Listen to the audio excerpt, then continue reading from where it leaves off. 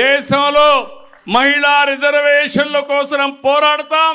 పోరాడి వీలు కాకపోతే ఆంధ్రప్రదేశ్లో మా ఆడబిడ్డలకి తప్పకుండా 33% చట్టసభల్లో సీట్లు ఇస్తాం.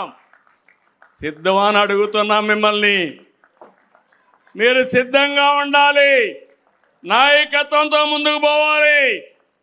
దానికి మీరు ముందుంటే మిమ్మల్ని నడిపించేదానికి నేను ముందుంటానని మరొకసారి ఆంధ్రప్రదేశ్లో ఉండే ఆడబిడ్డలందరినీ కోరుతున్నా. ఇది మన బాధ్యత, ఇది అసాధ్యమేం కాదు. మా ఇంట్లో మీరు చూస్తున్నారు, మేము రాజకీయాల్లో ప్రజాసేవ చేస్తే మా మిస్సెస్ కానీ మా కోడలు కానీ మాకు డబ్బులు సంపాదించి మా ఖర్చులకు వాళ్ళు డబ్బులు ఇచ్చే పరిస్థితికి వచ్చారు. అందరి శక్తిని మనం ఉపయోగించుకోవాల్సిన అవసరం ఉంది. అందుకే ప్రధానమంత్రి గారు మహిళా రిజర్వేషన్ల పైన చాలా కీన్గా ఉన్నారు.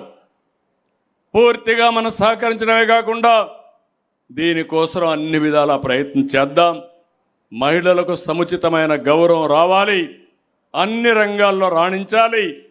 ఒకప్పుడు నన్ను చాలామంది అడిగారు, 33% రిజర్వేషన్లు పెట్టాను ఉద్యోగాల్లో, కాలేజీల్లో.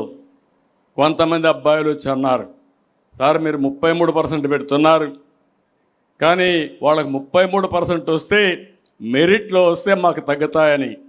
తగ్గుతాయి వాస్తవం, కానీ బ్యాక్లాగ్ ఉంది, పాతదంతా పూర్తి చేయాలి. కాబట్టి కొన్ని రోజులు ఆడబిడ్డలకు 33% కాదు 60% వచ్చినా మనం భరించాలని చెప్పారు. దాంతో మీరు చూస్తే అనేక సమస్యలు పరిష్కారమైనాయి.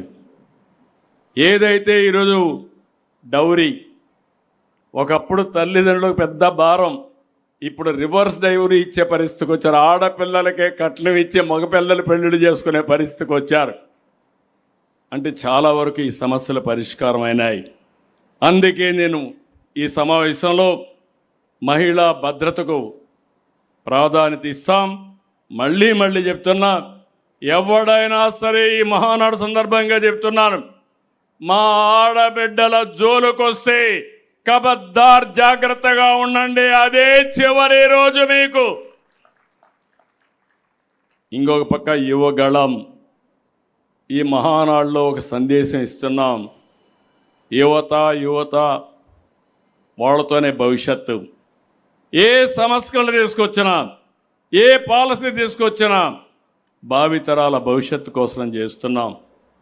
ఈరోజు విజన్ 2020 ఎట్లయితే ఉపయోగపడిందో ఈరోజు స్వర్ణాంధ్ర కూడా యువత కోసమే చేస్తాం. ఆకాశమే హద్దు. మళ్ళీ చెప్తున్నాం. ఒకప్పుడు ఐటీ, ఇప్పుడు ఏఐ, ఇప్పుడు క్వాంటమ్ అల్గరిథమ్స్, అంటే మనం ఊహించుకోనటువంటి ఇవి వస్తున్నాయి. దాన్ని అందిపుచ్చుకుంటే మీరందరూ కూడా నెక్స్ట్ స్థాయికి పోయే పరిస్థితి వస్తుంది.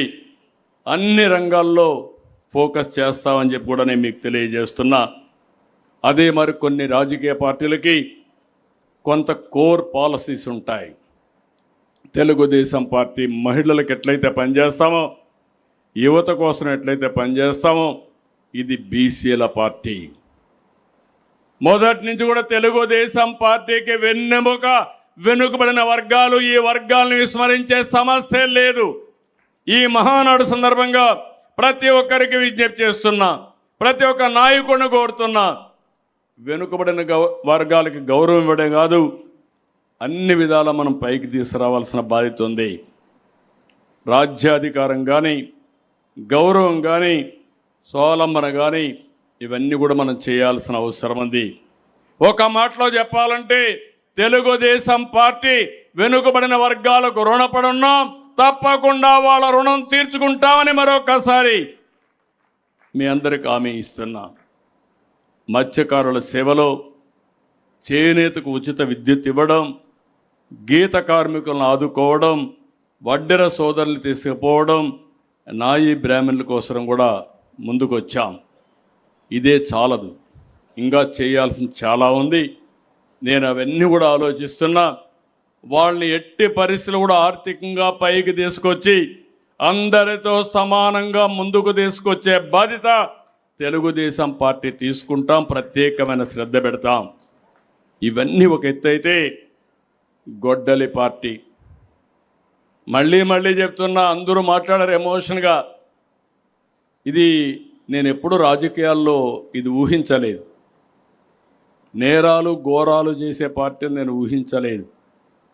కడాన నేను ముఖ్యమంత్రిగా ఉంటే, నేను ముఖ్యమంత్రిగా ఉన్నప్పుడే బాబాయిని చంపి నెక్స్ట్ డే వాళ్ళ పేపర్లో నారాసుర రక్త చరిత్ర నా చేతికే కత్తి పెట్టి మరకంటిచ్చే పరిస్థితికి వచ్చారు.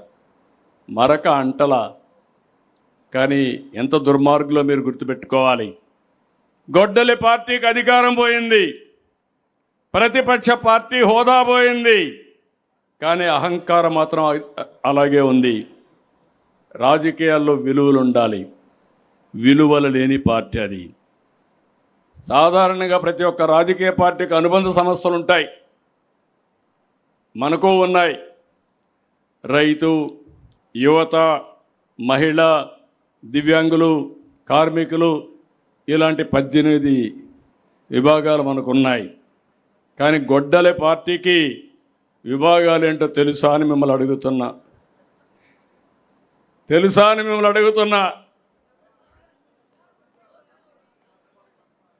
తెలియకపోతే మీరందరూ గుర్తుపెట్టుకోవాలి.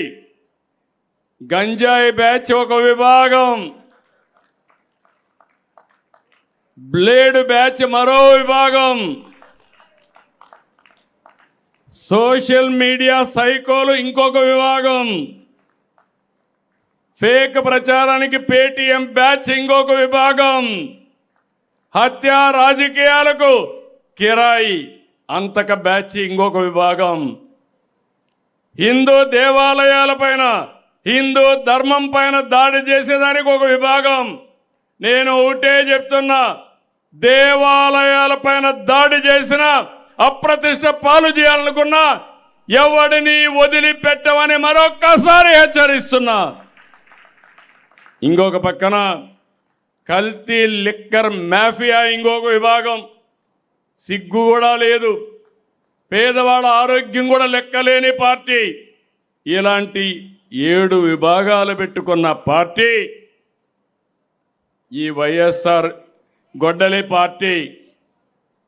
కాబట్టి మీరందరూ ఈ యొక్క గొడ్డలి పార్టీతో జాగ్రత్తగా ఉండకపోతే కడాన మీకు కూడా గొడ్డలి వేటేనని మీ అందరికీ విజ్ఞప్తి చేస్తున్నా. జాగ్రత్తగా ఉండాలి.